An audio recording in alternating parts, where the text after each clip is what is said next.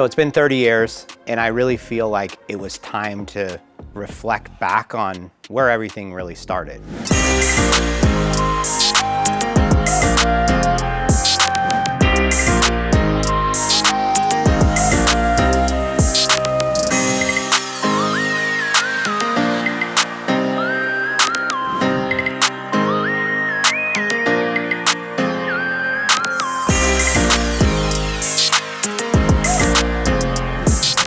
I mean, my business really grew and was built off of hip hop and graffiti. When I look back at my first shop, it was like my first shop was spray painted. Like my sign was spray painted. It was West Coast Auto Trends. People thought I was crazy. Now you go down Melrose and like everybody's business is graffiti paint. And graffiti's very, I guess you could say it's accepted now.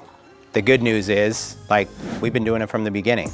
Touche's been an OG that's been with me from pretty close to the beginning. He's the one who created my West Coast Customs baseball logo and really every other logo that came behind that. He's painted several of my shops. He's painted the walls here.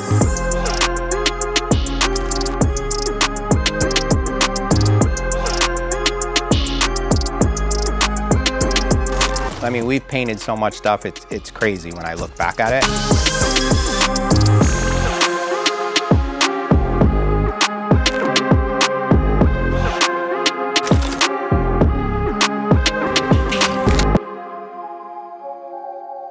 So he's back full time. We're working on some new logos for 2024 and really just bringing it back to where it really started, you know? When I had graffiti in my shops, even in Corona, it was like, okay, maybe it was a little frowned upon still.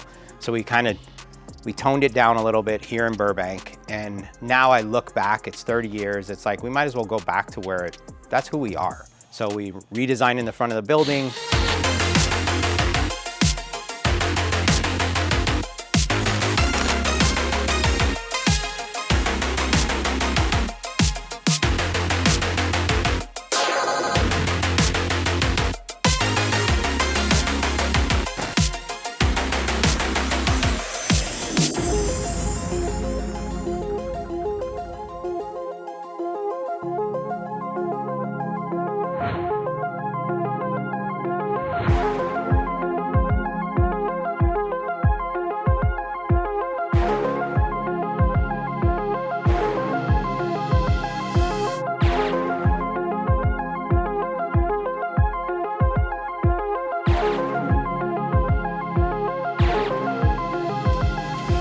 And now it's really getting into like, how do we put graffiti paint on cars?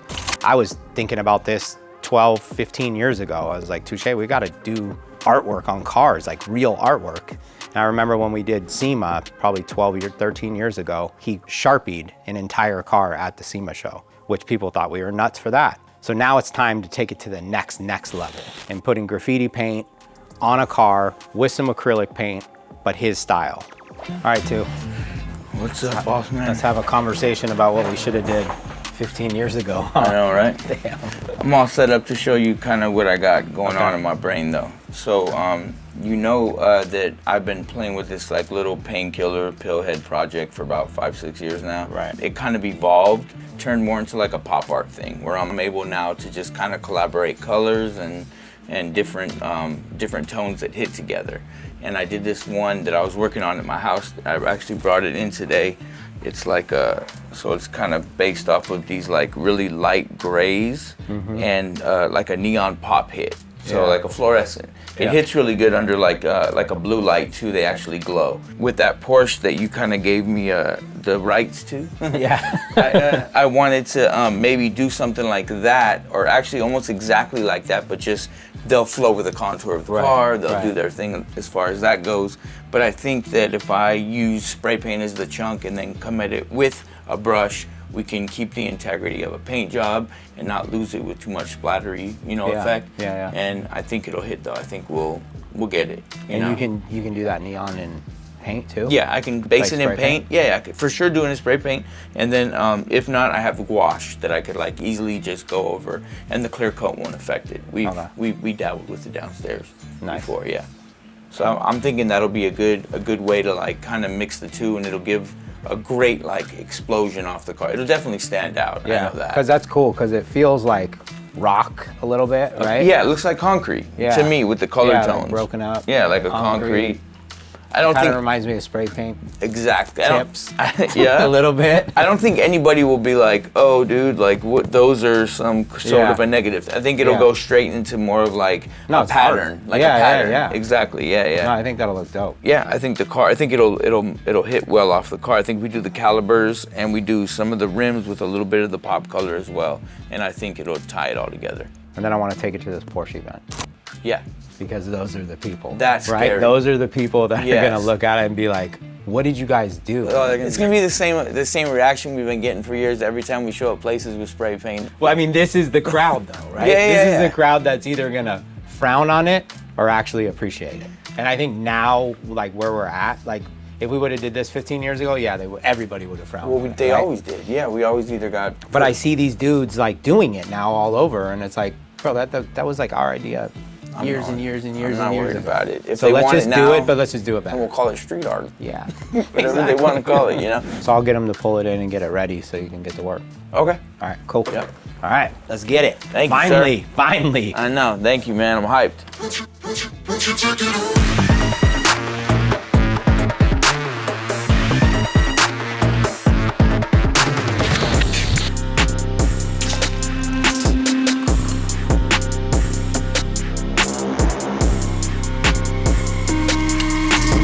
So we always wanted to kind of do a car like within a graffiti art style with spray paint and stuff like that, but never really wanted to take the chance of doing it because we were not sure how it would be accepted.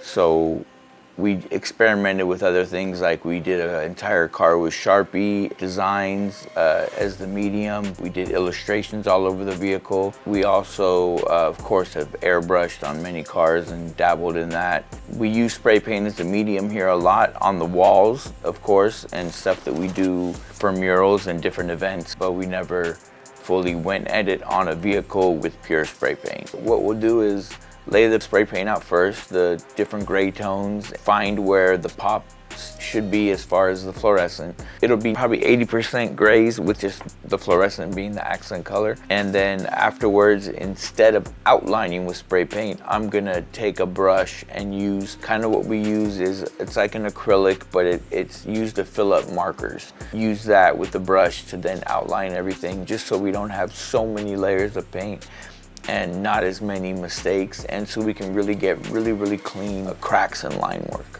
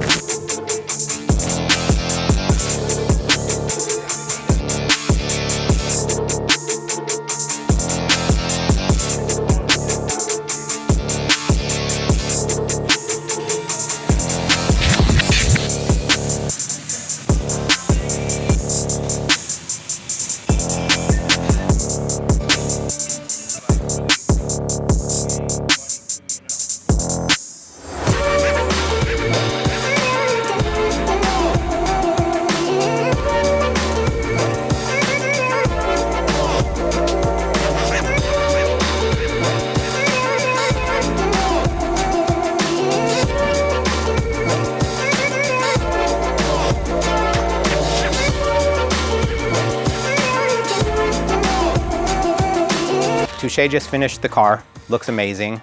I think the final step that it needs to really make it pop is some clear coat. I personally feel a little bit of ice pearl in the clear coat will really make it pop outside in the sun. Since this thing's being revealed at the Porsche event, it's gonna be outside, we need it to pop. And it'll hide a little bit of the blemishes. But I've been getting a little pushback from Touche. I mean, it's his art, so I don't wanna step over his, his boundaries. But we'll see who wins this one.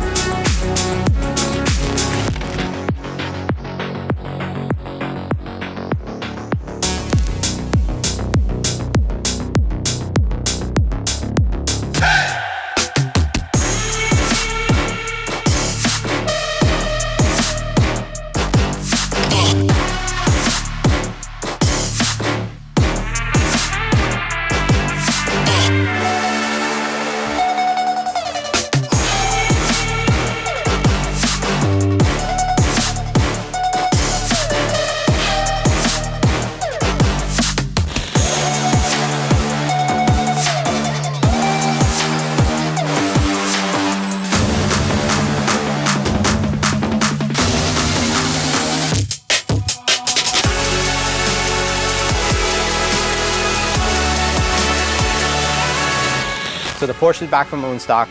Everybody, I feel, liked it a lot, but now it's gonna be loaded in the showroom where it rightfully belongs.